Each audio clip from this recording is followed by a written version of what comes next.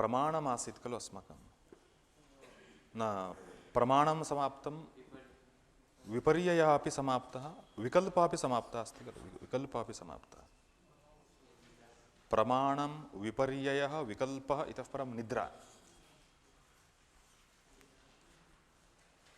निद्रां कः न इच्छति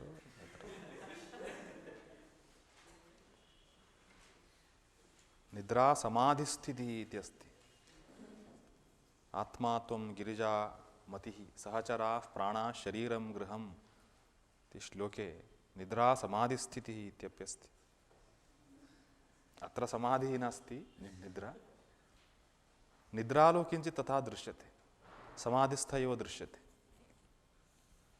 योगाभ्यासी एव दृश्यते निद्रा यदा एवं भवति तीव ध्यानमग्नः एव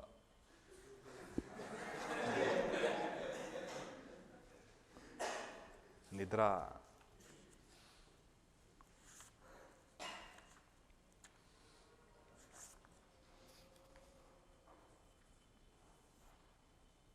पश्यामः निद्रा कीदृशी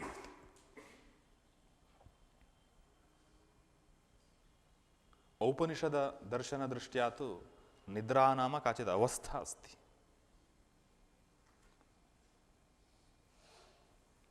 किन्तु तत्र तमोवृत्तिः अस्ति एव तस्यैव तात्पर्यं वर्णयति तमोवृत्तेः एव तात्पर्यम् अत्र सूत्रार्थे अस्ति सूत्रं किम् अस्ति अभावप्रत्ययालम्बना वृत्तिः निद्रा अत्र सूत्रे निद्रा इति उक्त्वा वृत्तिः इति पुनरुच्चरितमस्ति पूर्वं प्रत्यक्षानुमानागमाः प्रमाणानि वृत्तयः इति पुनः न उक्तम् अथवा विपर्ययो मिथ्याज्ञानम् अतद्रूपप्रतिष्ठं वृत्तिः इति न उक्तं पुनः अत्र वृत्तिः इति उच्चारः कृतः वृत्तयः पञ्च इति पूर्वमेव उक्तं सामान्यतः इदानीं पुनः वृत्ति इत्युच्चारः कृतः अस्य कः अर्थः इति चेत् निद्रायाः वृत्तित्वं केषुचित् दर्शनेषु नाङ्गीकुर्वन्ति इत्यर्थः चित्तस्य वृत्तिः सा अस्ति इति नाङ्गीकुर्वन्ति किन्तु वृत्तित्वेनैव सा ग्राह्या इति ज्ञापयितुं दृढीकर्तुं वृत्तिः इति पुनर्ग्रहणम् इति विज्ञानभिक्षुः व्याख्यातवान् अस्ति बहुत सम्यक् अस्ति व्याख्यानं सूत्रस्वारस्येन सङ्गच्छते वृत्तिः निद्रा कीदृशी वृत्तिः इति चेत् अभावप्रत्ययालम्बना वृत्तिः तत्र वृत्तिः अस्ति वा इति संशयः जायते अस्माकं यतोहि तत्र किमपि नावगम्यते खलु तादृश अवस्थायामपि वृत्तिस्तु तिष्ठति इति ज्ञापयन् सूत्रकारः वृत्तिः इति शब्दस्य पुनर्ग्रहणं कृतवान् अभावप्रत्ययः अभावस्य प्रत्ययः अभावः कस्य इति प्रश्नो जायते अभावः जागृतावस्थायाः स्वप्नावस्थायाश्च अनुभवः यः यः अस्ति तस्य अभावः जागृत् स्वप्नवृत्त्योरभावः अत्र अभावशब्देन ग्राह्यः तादृशः यः अभावः अस्ति तस्य प्रत्ययः अभावप्रत्ययः अभावात्मकबोधः प्रत्ययो बोधः ज्ञानम् अभावात्मकबोधः एव अवलम्बनम् आधारः यस्याः सा अभावप्रत्ययालम्बना अभावात्मकप्रत्ययम् अवलम्ब्य एव निष्पन्ना वृत्तिः इति तात्पर्यार्थः अभावः कस्य इति चेत् जागृतः स्वप्नस्य च अभावः तत्र हिंदी अर्थेपि जागृत तथा स्वप्न वृत्तियों के अभाव इति अर्थः प्रदत्तः सत्यं जागृतवृत्तेः स्वप्नवृत्तेश्च अभावः एवं जागृत स्वप्नयोः अभावात्मक बोधनम् एव बोधम् एव अवलम्ब्य निष्पन्ना वृत्तिः निद्रा इत्युच्यते निद्रावस्थायां जागृतावस्थायाः स्वप्नावस्थायाश्च कोऽपि अनुभवः न तिष्ठति ज्ञाता तो तिष्ठति किन्तु जागृतावस्थायां यत् ज्ञेयं वस्तु स्वप्ने यत् ज्ञेयं वस्तु तत्तत् निद्रायां नास्ति। अहं तु आसम् इति बहु स्पष्टं। तत्सर्वं बहु सम्यक् इदानीं दर्शयति। निद्रावस्था किञ्चित् विलक्षण अवस्था अस्ति। पश्यामः अत्र किमस्ति इति। सा च सम्प्रबोधे प्रत्यवमर्शात् प्रत्ययविशेषः। प्रथमं स्टेट्मेण्ट् एतत्। सा नाम निद्रा। निद्रा सम्प्रबोधे, सम्प्रबोधः नाम जागरणं, जागृतावस्था। सम्प्रबोधो जागरणं।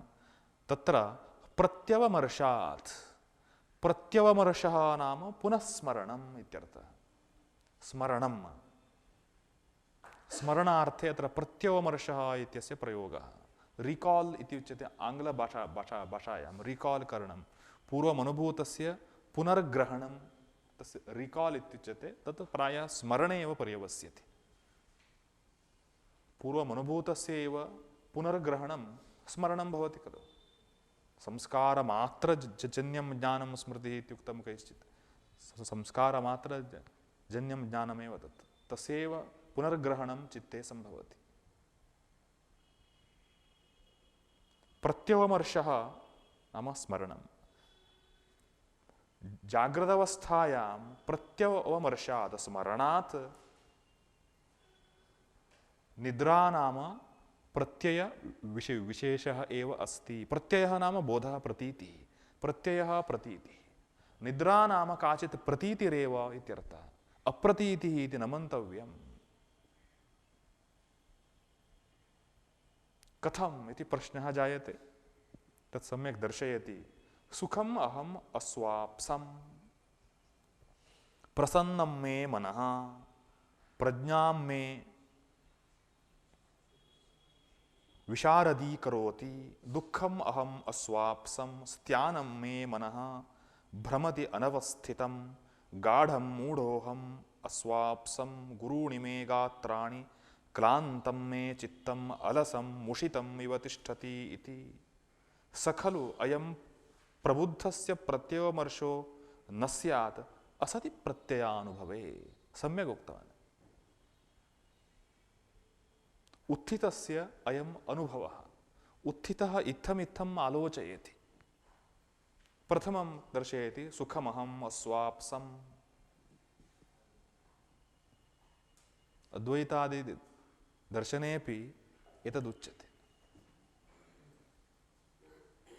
सुखम् अहम् अस्वाप्सम्। सुखेन अहं शयितः सुप्तः आसम् इति उत्थितस्य अनुभवः।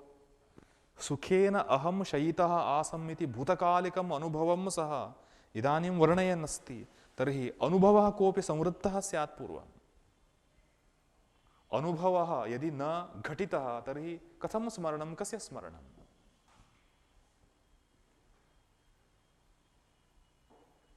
प्रसन्नं मे मनः।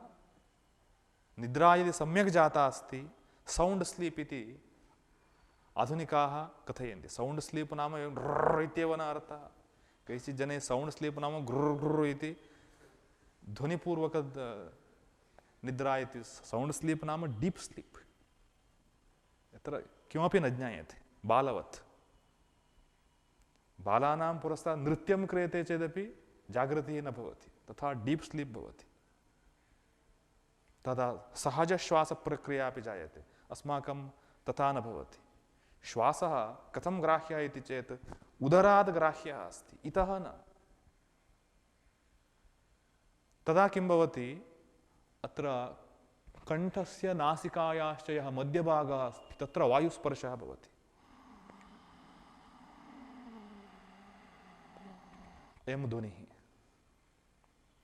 एवं ग्रहणं यदा क्रियते अत्र एवं भवति। बालानाम् एवं जायते खलु, शिशूनां। तत् पक्का श्वासग्रहणं। तत् श्वासग्रहणम् अस्माकं तथा स्यादिति योगशास्त्रेऽप्यस्ति। किन्तु अस्माकम् अत्र पुस् पुस् पुस् पुस् पुस् भवति एवं। तत् वेस्ट्। आक्सिजन् पर्याप्तं नागच्छति। डीप् स्लीप् अपि न भवति।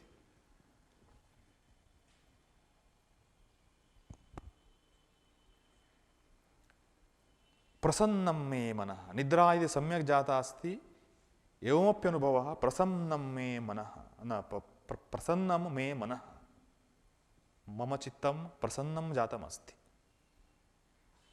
प्रज्ञां मे विशारदीकरोति, मम प्रज्ञां बुद्धिम् अथवा ज्ञानशक्तिं स्वच्छं करोति। विशारद शब्दस्य अर्थः शुभ्रः स्वच्छः, विशारदीकरोति शुभ्रीकरोति।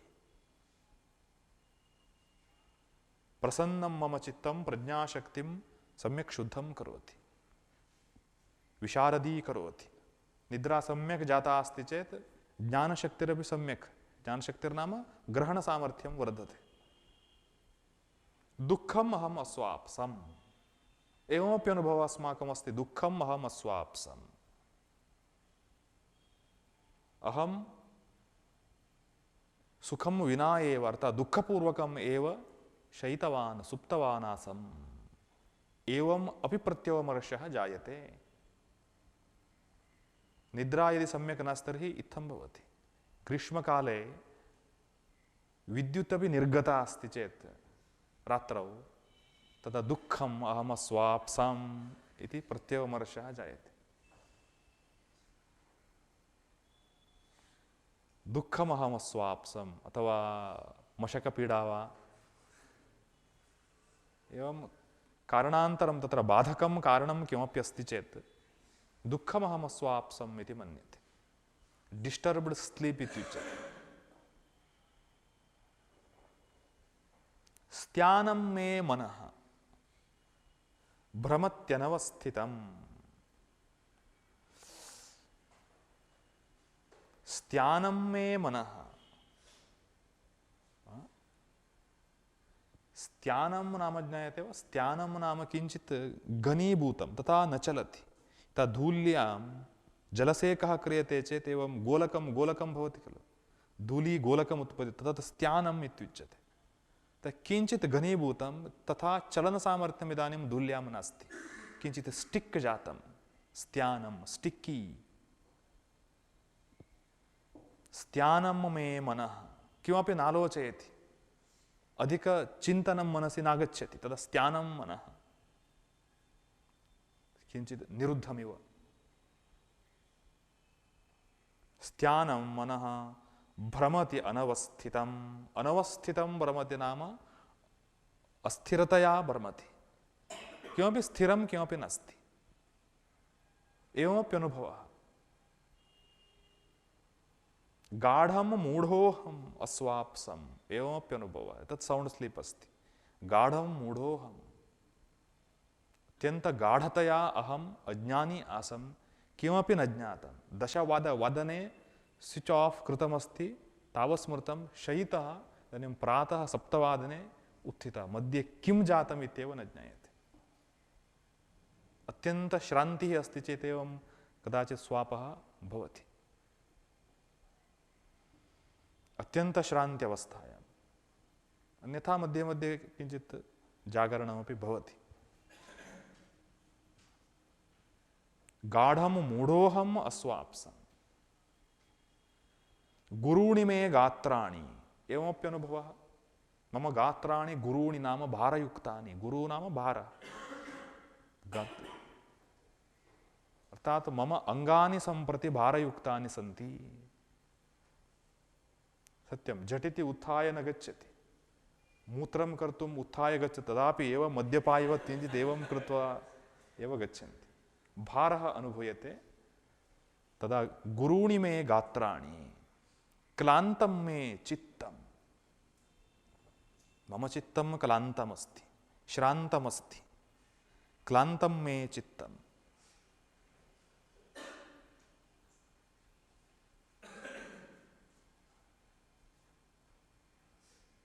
एवम् अनुभूतिः भवति। यदि निद्रा सम्यक् न भवति तर्हि उत्थितः इत्थं वदति। निद्रातः यत् सुखं प्राप्तव्यमासीत् तत् न प्राप्यते। अलसं मुषितमिव तिष्ठति इति। अलसं भूत्वापि तिष्ठति, अपि च मुषितं, मुषितं नाम किं? चोरितम् अथवा एस्केप्ड्। यतो उत्तिष्ठ उत्तिष्ठ उत्तिष्ठ इति जागरणं कुर्मश्चेत् वयं कश्चित् उत्थितः किं जातं कः कुत्र किं न जानाति। चित्तं मुषितमिव जातमस्ति। मुषितं नाम चोरितम् अर्थात् अपहृतमिव। चित्तमेव नास्ति चेत् ज्ञानं न उत्पद्यते।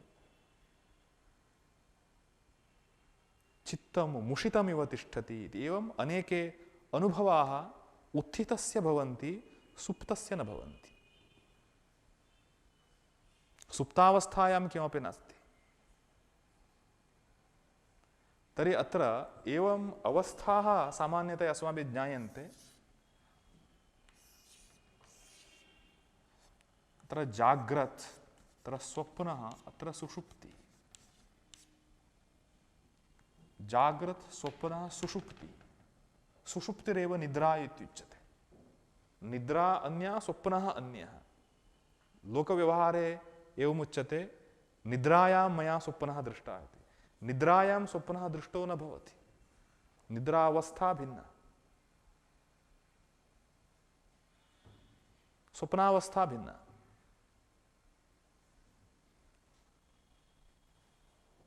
सुषुप्तिः यत्र जाग्रदनुभवोऽपि नास्ति, स्वप्नानुभवोऽपि नास्ति, सा अवस्था सुषुप्त्यवस्था निद्रा इत्युच्यते। अत्र चित्तं सव्यापारं तिष्ठति। एतत् सक्रियं चित्तं। जागृतावस्थायाम् इन्द्रियेण सह बाह्यलोके चित्तं प्रवर्तते। अत्र स्थूलानुभवः तिष्ठति। स्थूलानां विषयाणाम् अनुभवः जागृतावस्थायां स्थूलानाम् एते बाह्याः एव। बाह्यानां स्थूलानाम् अर्थानाम् अनुभवः जागृतावस्थायां भवति। स्वप्नावस्थायां सूक्ष्मानुभवः भवति। अर्थात् तत्रत्याः सर्वे पदार्थाः चित्तेन निर्मिताः पदार्थाः। चित्तेन नाम चित्तोपाधिकेन आत्मना इत्येव तत्र दर्शने उच्यते। भवतु चित्तेन निर्मिताः कल्पिताः पदार्थाः स्वप्ने। अतः तत्र सूक्ष्म इत्युच्यते। प्रविविक्तभुक् इत्यस्ति खलु। प्रविविक्तभुक्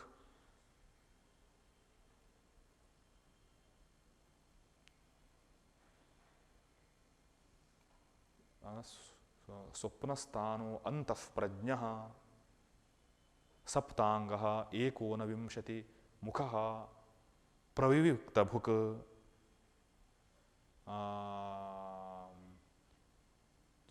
प्रविविक्तभुक् तैजसो द्वितीयः पादः। द्वितीयः पादः सः अस्ति। तैजसो द्वितीयः पादः माण्डुक्ये।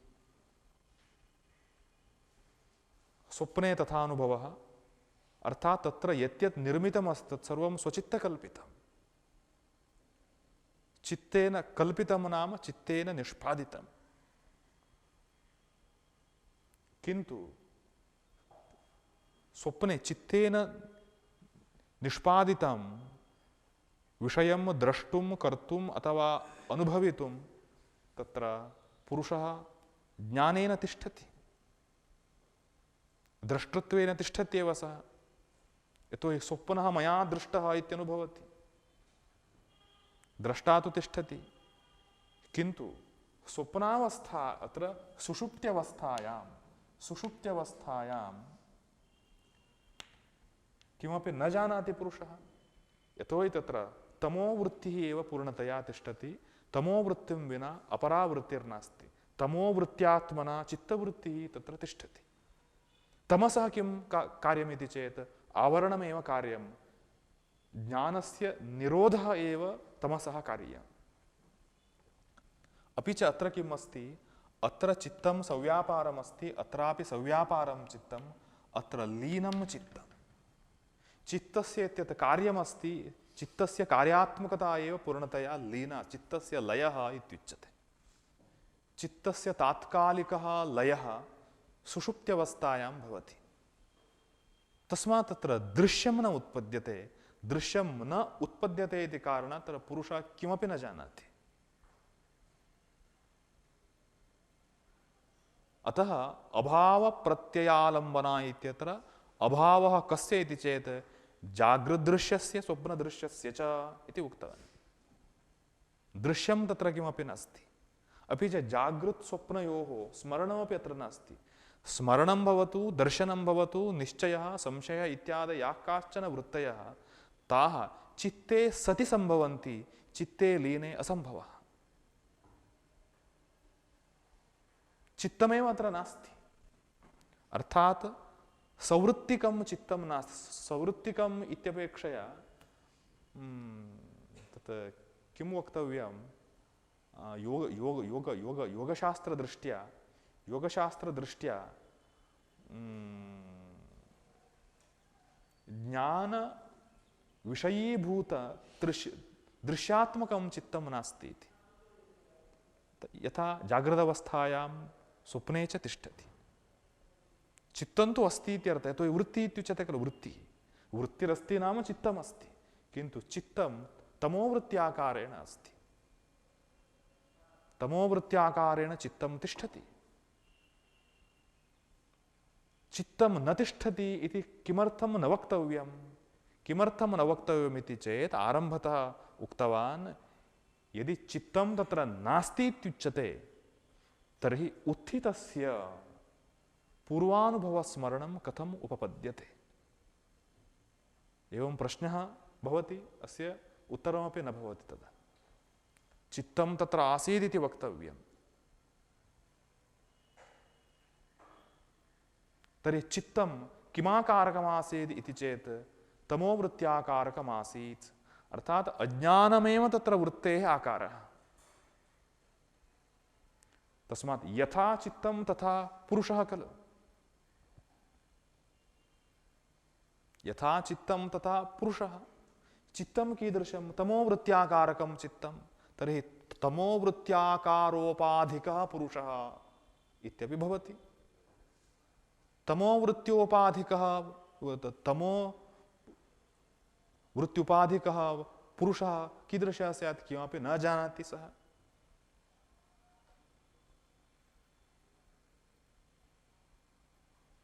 सम्यगेव उक्तं, न जानाति सः तदा। निद्रावस्थायां जाग्रतः स्वप्नस्य च सम्बन्धः एव न तिष्ठति, किञ्चिदपि सम्बन्धः नास्ति। तस्मात् बृहदारण्यके एवमुच्यते, यत्र माता यत्र पिता अपिता माता अमाता चोराः अचोराः वेददाः अवेदाः। एतदस्ति बृहदारण्यके। सुषुप्तावस्थायां यथा आत्मनः सुषुप्त्युपाधिः निद्रावस्था जायते, तदा जागृतावस्थायाम् अस्यैव आत्मनः चोरः इति नाम ध्येयमासीत्। अयं महान् चोरः, क्रूरः, उग्रः, धूर्तः इत्यादिकमासीत्। किन्तु यदा सः सुषुप्त्यावस्थायां तिष्ठति तदा सः न चोरः। किमर्थं? जागृतावस्था सम्बन्धः एव अस्य नास्ति। अपीतो भवति इति ब्रह्मणि एव लीनो जातः इति तत्र उच्यते। अपीतो भवति।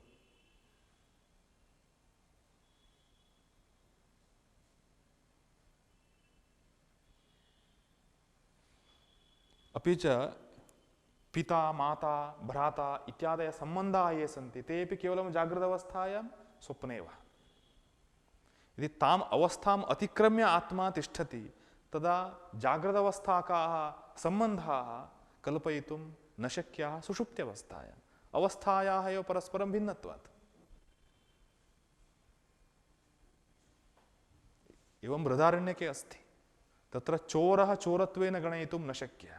उदाहरणं, कश्चित् चोरः चौर्यकार्यं कृत्वा निर्गतः, सः स्वगृहे शयितः सुषुप्त्यावस्थायाम् अस्ति। तदा राजभटाः आगत्य तं न गृह्णीयुः शास्त्रानुसारेण। तत्काले सः न चोरः, उपाधिः भिन्नः। जागृदुपाधौ स्थितश्चेत् चोरः पक्का। स्वप्नोपाधौ न सुषुप्त्युपाधौ न चोरः इति तत्र उक्तमस्ति। सम्बन्धाभावात् समस्तलोकसम्बन्धात् मुक्तः केवलं तमोवृत्तिः तिष्ठति, अर्थात् अग्रहणमात्रं तिष्ठति। स्वरूपग्रहणमात्रं कुर्वन् नास्ति पुरुषः, स्वरूपेव स्थितः स्वरूपग्रहणं कुर्वन् नास्ति इत्युच्यते।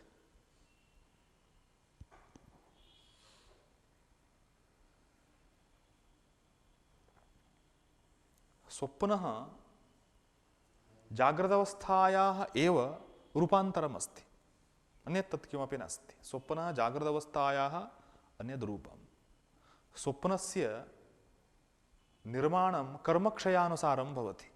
यथा कर्मक्षयः आवश्यकः तथा तथा अस्माकं चितिशक्ति दृश्यं निर्माति।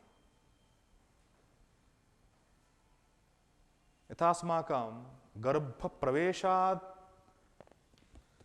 समनन्तरमेव एतावन्ति पापपुण्यकर्माणि अस्मिन् शरीरे भोक्तव्यानि इति निश्चयः जायते। तत्र एकं फैल् निर्मितं भवत्येव।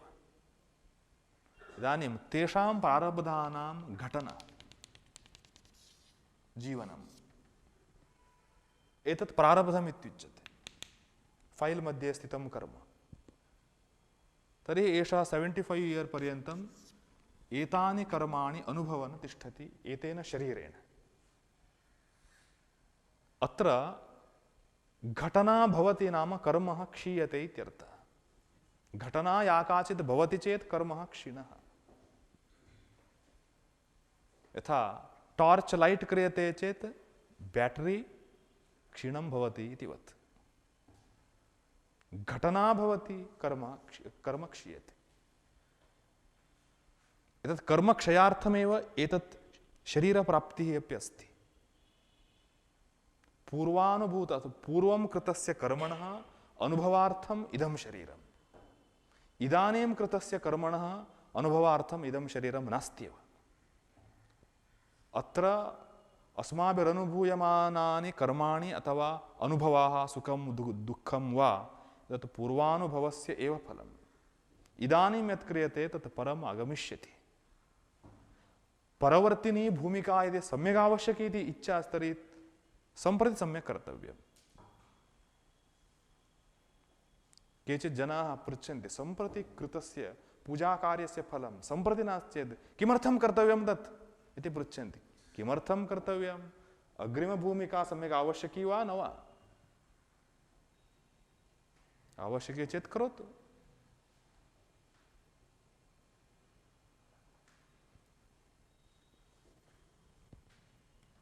तत्र जाग्रदवस्थायां यथा घटनाः जायन्ते तथा स्वप्नावस्थायाम् अपि जायन्ते। जाग्रदवस्थायां यथा कर्मक्षयः तथा स्वप्नावस्थायामपि कर्मक्षयः। यदा पुरुषेण दृश्यं दृष्टं भवति तदा कर्म क्षीणं भवति इत्यर्थः। कश्चित् स्वप्ने देवमन्दिरम् अवलोकयति चेत् पुण्यं क्षीणम् इत्यर्थः। कश्चित् स्वप्ने योगी पुरुषम् अवलोकयति चेत् पुण्यं क्षीणं जातं। तत् पुण्यात्मकं दृश्यं निष्पन्नं नाम अस्य पुण्यं क्षीणं। प्रारब्धे यत् पुण्यमासीत् तत् नष्टमस्ति। न मम स्वप्ने तु बहु कष्टम् अनुभूतमासीत् तर्हि पापं नष्टं जातम्।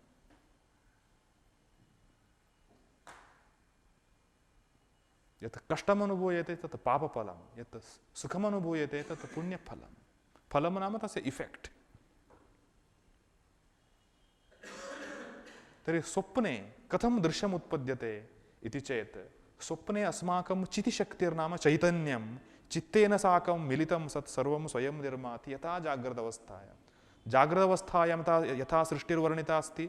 आत्मन आकाशसम्भूतः, आकाशाद् वायुः, वायोरग्निः, अग्नेराप अद्भ्यः पृथिवी, पृथिव्या ओषधयः इति सृष्टिरुक्ता अस्ति खलु। सा एव सृष्टिः अत्रापि भवति। यत् जाग्रदवस्थायां तदप् स्वप्ने अपि भवति। चितिशक्तिः पूर्वम् आकाशं निर्माति, अर्थात् आस्पदम् अवकाशं पूर्वम् निर्माति। सः स्वप्नाकाशः इत्युच्यते। आकाशसृष्ट्यनन्तरं दृश्यानां कृते अवकाशः प्राप्तो भवति।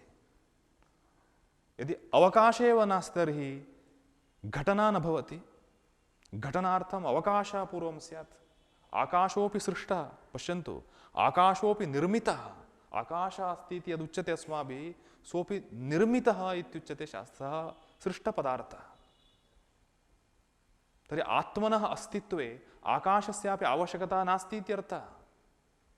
अस्माकम् अनुभवः अस्ति, स्थातुं किञ्चित् ग्याप् आवश्यकं, ग्याप् एव नास्ति चेत् कुत्र तिष्ठामः इति प्रश्नः जायते। किन्तु आत्मावस्थायाम् आकाशस्यापि आवश्यकता नास्ति। आकाशं विनापि आत्मा तिष्ठति, तदेव अस्य स्वातन्त्र्यम्। आकाशमपि एकं भूतम् अस्ति तत्। एतत् कल्पयितुमपि अस्माभिः न शक्यते, देशकालेन बद्धाः स्मः इति कारणात्। स्वप्ने इत्थं सृष्टिर्भवति, पुनः यदा दृश्य तत्र जागृतावस्थावत् न भवति। पश्यन्तु, स्वप्ने अस्मिन् जन्मनि दृष्टाः जनाः एव आधिक्येन दृश्यन्ते।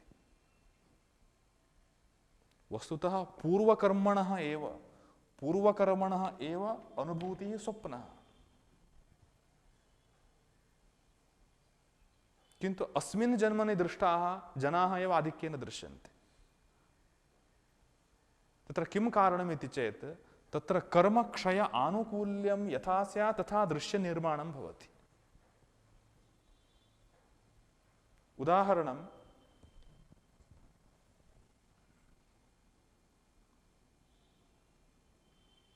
10 kg पुण्यकर्म सम्प्रति नष्टं भवेत्। कर्मक्षयः आवश्यकः। कर्मक्षय एव जीवनम्, अन्यत् किमपि नास्ति। कर्मक्षयः इक्वल् टु अस्माकं जीवनं। कर्मक्षयस्य रिसल्ट् एव घटनाः जीवनस्य। इदानीं कर्मक्षयस्य अत्र प्रसङ्गः आगतः स्वप्नावस्थायां, जागृतावस्थायां यथा अत्र क्षयः भवति तद्वत् स्वप्नेपि भवति। अत्र कथं भवति इति चेत्, जागृतावस्थायां सः यं जनं यं अनुभवं प्राप्नोति, पश्यति, जानाति, गृह्णाति, तत्सर्वम् अत्र सूक्ष्माकारेण संस्कारः जायते। जागृत संस्कारः इति सः उच्यते। सः परवर्तिनि जन्मनि कर्मत्वेन तिष्ठति। किन्तु अत्र किं करोति, 10 kg कर्मक्षयः कर्तव्यः।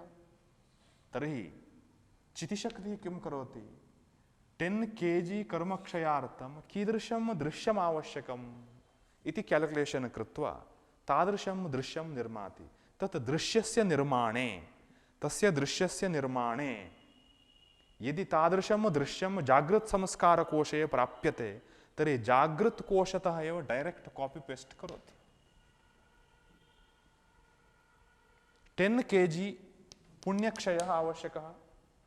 तर्हि तत् कर्तुं किम् आवश्यकं, काशीवत् किमपि दृश्यम् आवश्यकम्। काशी दृष्टा अस्ति वा भवद्भिः कैश्चित्? न पश्यतु, कैश्चित् काशी दृष्टा अस्ति। तर्हि भवतां स्वप्ने किं 10 kg कर्मक्षयार्थम् अत्र सर्च करोति चितिशक्ति, किं दृश्यं सुटेबल् अस्ति, तत् दृश्यम् आनीय झटिति अटैच् करोति। काशी स्वप्ने दृष्टा भवति। तद्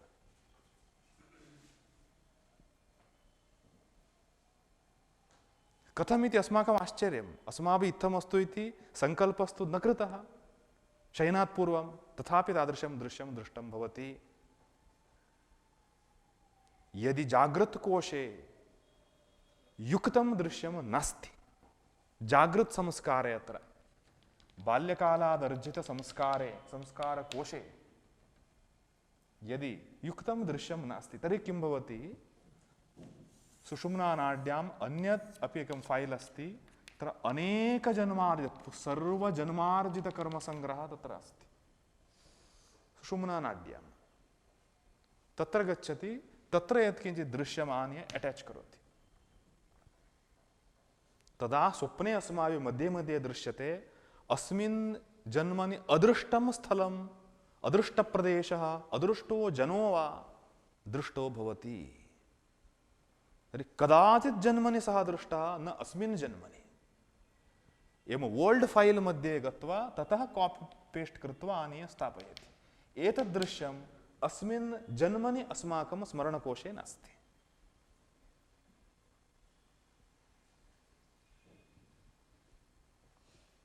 एवं स्वप्ननिर्माणं भवति।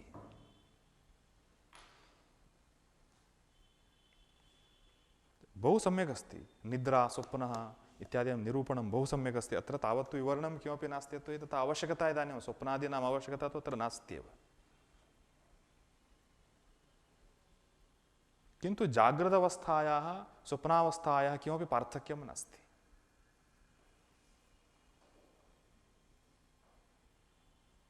योगशास्त्रे तु किमुच्यते इति तत्र वयं न जानीमः। तत्र विवरणं किमपि नास्ति।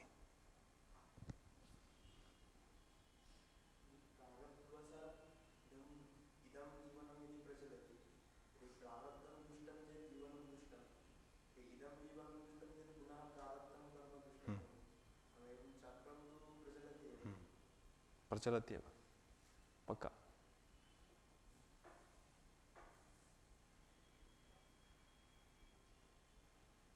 आसुरीष्वेव योनिषु क्षिपां मेजस्रम् आसुरीष्वेव योनिषु इति उक्तवान् खलु कृष्णः। अजस्रं क्षिपामि इति उक्तवान्।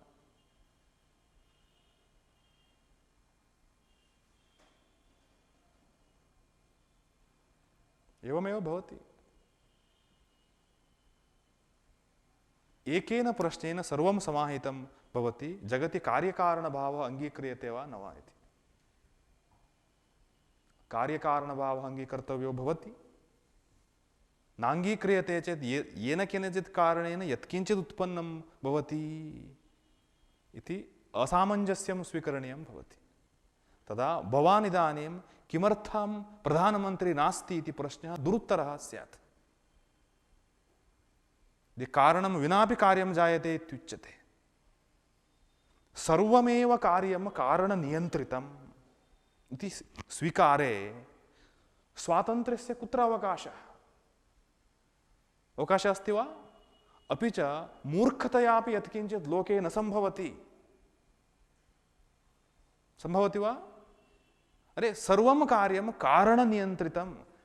एतत् कार्यम् एतेन कारणेन जातम्। एतत् कारणं कथम् उपस्थितम्? एतस्मादुपस्थितम्। एतत् कारणम् एतस्मादुपस्थितम्।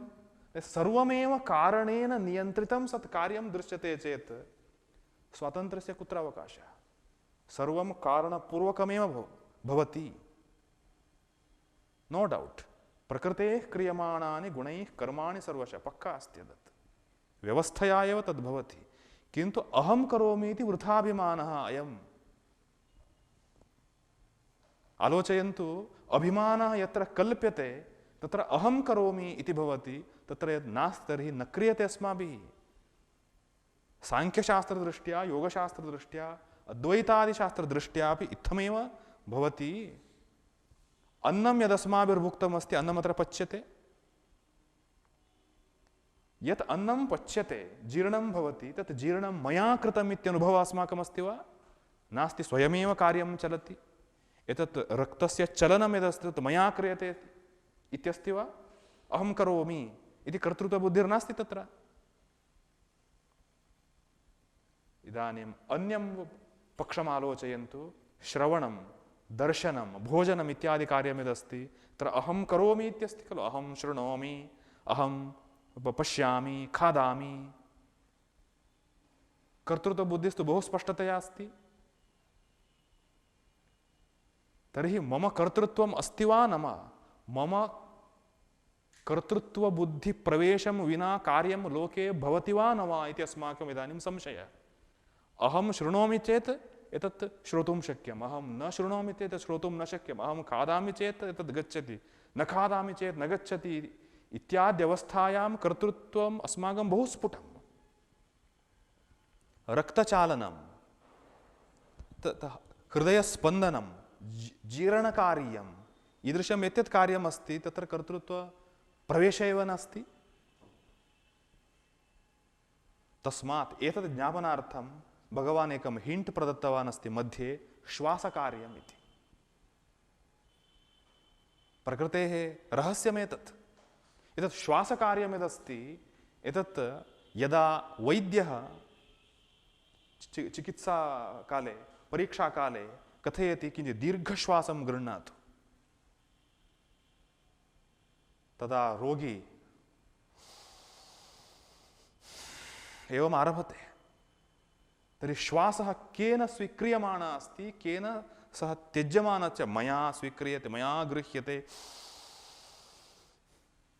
बहु स्पष्टम् अनुभवति। तर्हि तं प्रसंगं त्यक्त्वा अस्मिन् प्रसंगे इतः पूर्वम् इदानीम् अर्धघण्टातः आरभ्य केन स्वीकृतं? स्वीकृतं वा अस्माभिः? तत्र टोटल बुद्धि प्रवेश एव नास्ति अस्माकं। किन्तु श्वासस्तु चलितः, स्थगितः नासीत्। तर्हि केन कृतः सः? एतेनैव ज्ञायते यत्र अभिमानः प्रसार्यते तदा कर्तृत्वबुद्धिरारोप्यते। अभिमानप्रसारः यत्र नास्ति तत्र प्रकृतेः क्रियमाणानि इति बहु स्पष्टम्। यथा जीर्णादि प्रक्रियायाम् अस्माकं हस्तप्रवेशं विना एव कार्यं सम्पद्यते, एवं श्रवणदर्शनादि कार्यम् अपि भाषणम् इदानीं मया भाष्यमाणमस्ति, भवद्भिः श्रूयमाणमस्ति, एतदपि एवमेव, नो डौट्। तत् CD वत् अस्ति, प्लेयर् मध्ये स्थाप्यते चेत् ध्वनिर्वा दृश्यं वा आगच्छति। तर्हि सूक्ष्म देहे तत्र संस्कारः अस्ति, संस्कारपिण्डः, प्रारब्धकर्म रूपपिण्डः एव CD अस्ति। सूक्ष्मदेहः स्थूलदेहः प्लेयर् अस्ति, तत्र स्थाप्यते स्वयं दृश्यम् आगच्छति। करेण्ट् किं? चैतन्यम्।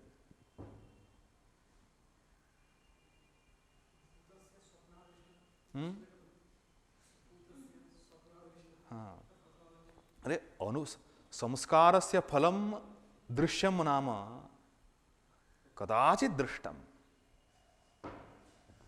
तदेव मया उक्तं खलु, तत् स्मरणार्थमेव पूर्वजन्मनि वा कदाचित् अनुभूतं, तत् फैल् आनीय दर्शयति।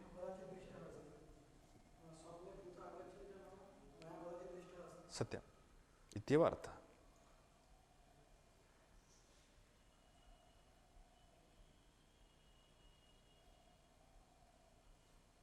तथैव अर्थः।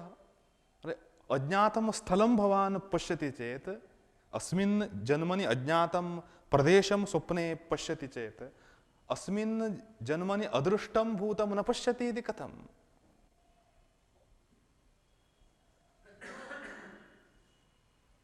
अरे असंस्कृतस्य पदार्थस्य दृश्योत्पत्तिः चित्ते कथं सम्भवति?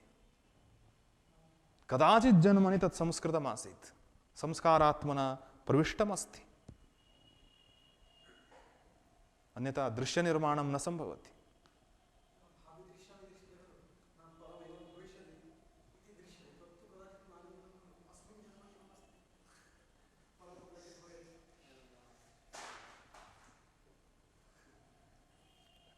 घटना कापि जाता इत्यनुभूयते स्वप्ने, घटना सा एव लोके अपि पुनः जागृतावस्थायां दृश्यते। तदा स्वप्ने मया पूर्वं दृष्टमासीत् इति जनाः कथयन्ति।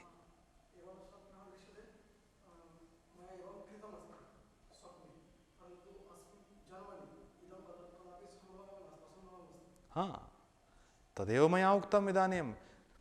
कर्मक्षयानुकूल्यं यथा अस्ति तथा दृश्यम् उत्पद्यते। यथा भवतः इदानीम् अध्ययनकर्मणः नाशः कर्तव्यः अस्ति स्वप्ने, चितिशक्तेः तत् कार्यं, तदा किं करोति?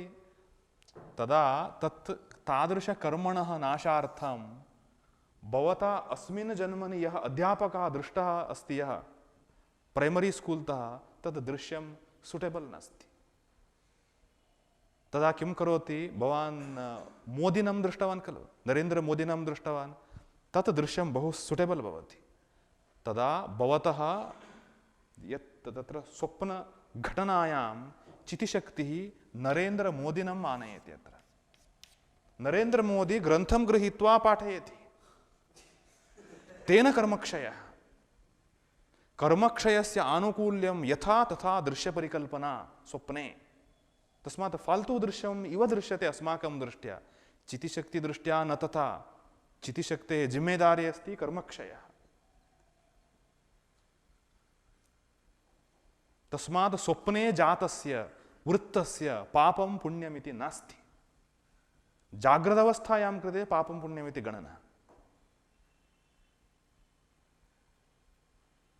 आलोचयन्तु कथमस्ति विज्ञानं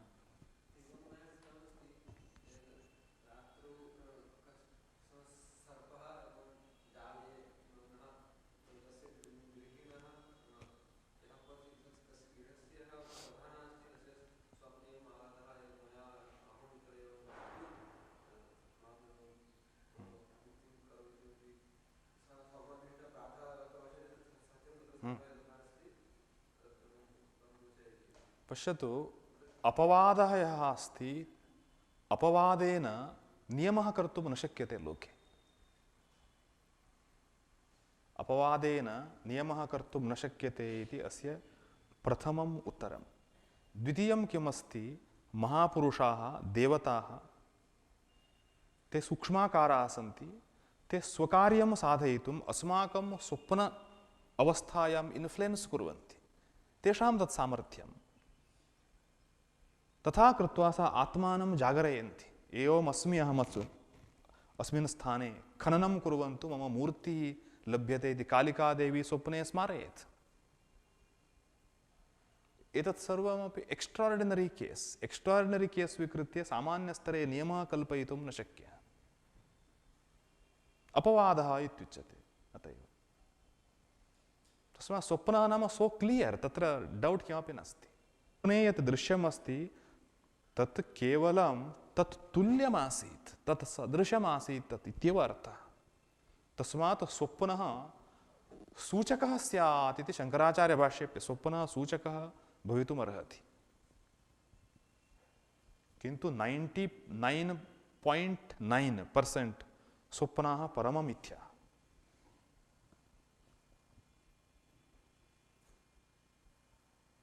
स्वप्ने भवतः स्वप्ने अहं दृष्टः इति कल्पयतु भवान् स्वप्ने मम कृते किञ्चित् श्लोकं विलिख्य प्रदत्तवान् चेत् किञ्चित् अवलोकयतु इति स्वप्ने प्रातः अहम् अत्र मार्गे प्राप्तश्चेत् मया प्रदत्तः श्लोकः त्वया दृष्टो वा इति पृच्छति किम्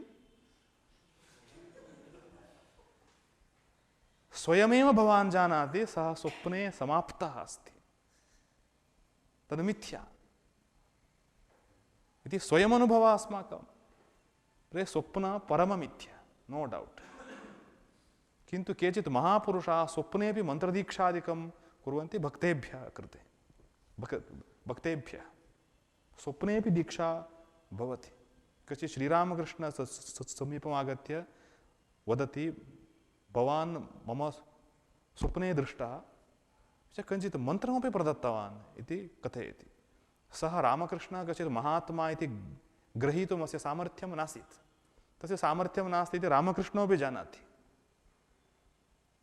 रामकृष्णः पृच्छति अहं दृष्टो वा स्वप्ने अहं किं कृतवान् स्वप्ने मन्त्रदीक्षा त्वया प्रदत्ता इत्येव मया दृष्टः मन्त्रः त्वया प्रदत्तः इति एवं दृष्टवान् तर्हि तव जन्म धन्यं जातम् इति रामकृष्णः कथयति किन्तु तस्य महत्त्वं सः न गृहीतवान् किं कुर्मः स्वप्नेपि दीक्षा भवति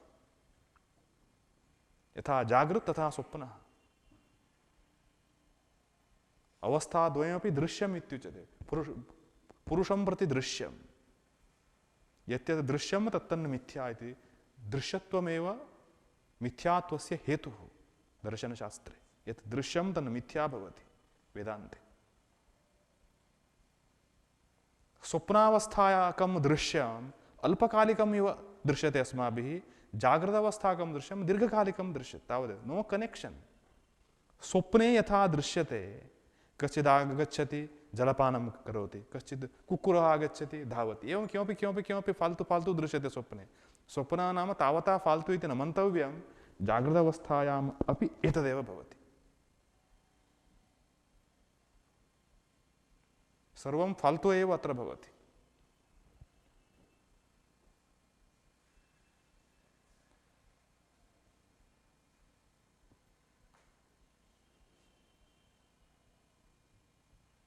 स्वप्नः दीर्घकालिकः नास्ति इत्यनुभूयते, जागृतावस्थायाम् अत्र अनुभवः दीर्घकालसम्बद्धः इत्यनुभूयते। 5 वर्षतः वयं शास्त्राध्ययनं कुर्वन्तः स्मः इत्यनुभूयते।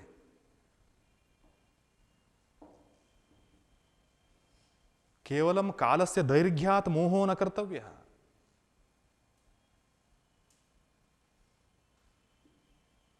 यथा मशकः दिनद्वये वा दिनत्रये वा म्रियते, तथा कूर्मः 300 वर्षपर्यन्तं जीवति।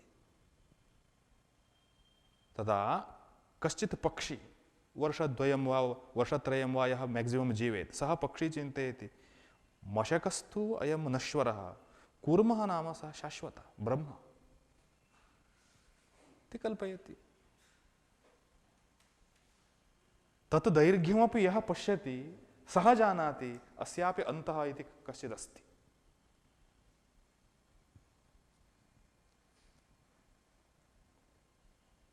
एतयोः तत्त्वं दृष्टम् अनयोस्तत्त्वदर्शिभिः इति उक्तवान् कृष्णः। तस्मात् यत् दीर्घकालिकं तत् सम्यक् सम्बद्धम् इत्यनुभूयते। किं सम्बद्धं पश्यति, इदानीं मार्गेण गच्छामः चेत् किमपि किमपि दृष्टं भवति, किमपि कश्चित् भाषते, किञ्चित् किञ्चित् शृण्मः, सर्वम् असम्बद्धमेव चलति। तत्र सम्बन्धं कल्पयितुं यत्नं कुर्मः।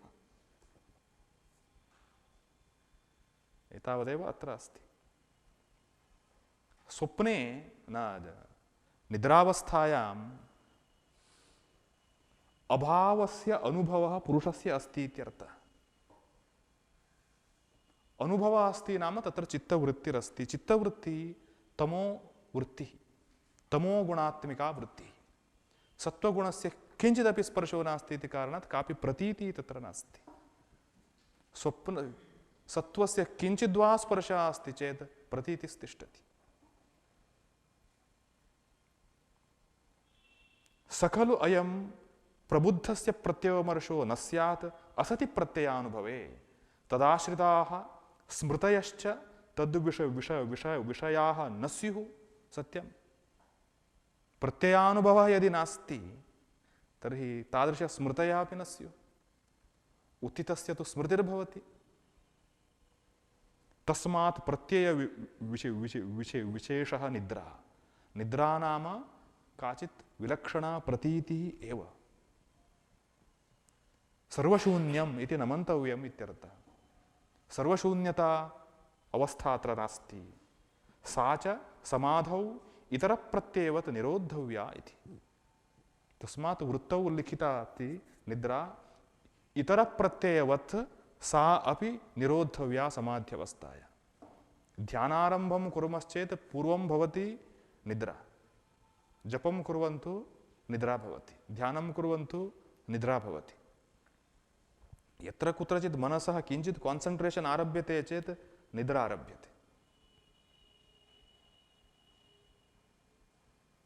तमोगुणं सम्यक् निवारयति रजोगुणः। रजोगुणः क्रियापरः अस्ति। यदा क्रिया आधिक्येन प्रचलति तदा स्वापः न भवति।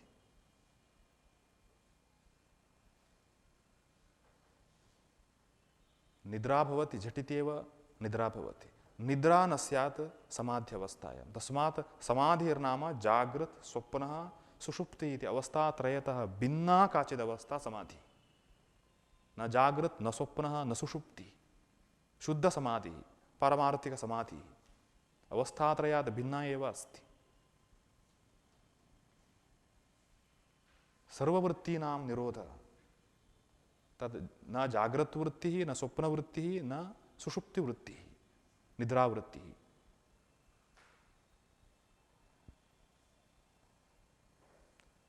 निद्रा क्रियते चेत् बिग् लास् इति उच्यते। निद्रा क्रियते चेत् कालयापनं महत् भवति।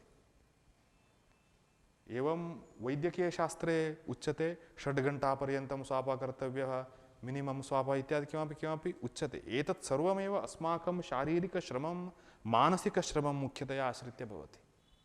निद्रापि प्रारब्धकार्यम्। केचित् जनाः सन्ति लोके घण्टाद्वयं घण्टात्रयम् एव स्वापं कृत्वा सम्यक् कार्यं चालयन्ति। प्रारब्धानुसारेण तद्भवति। केचित् जनाः 7-8 घण्टा 10 घण्टापर्यन्तं स्वापं कृत्वापि एक्टिव् न भवन्ति।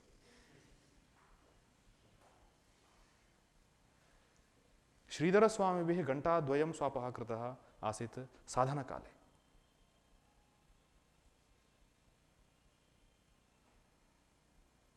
निद्राया आवश्यकता न भवति।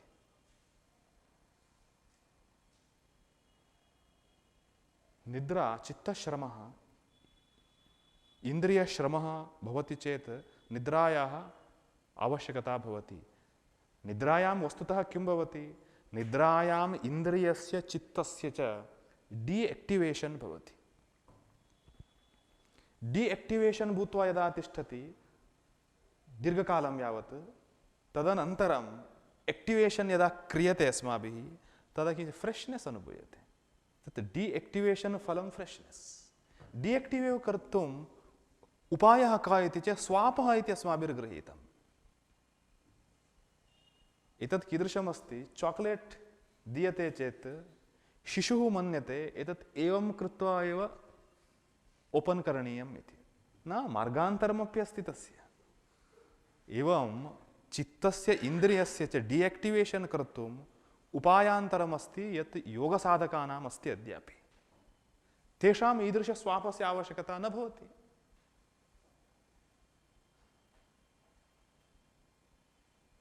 तत् किञ्चित् श्रमसाध्यम् अस्ति, तथा सरलं नास्ति।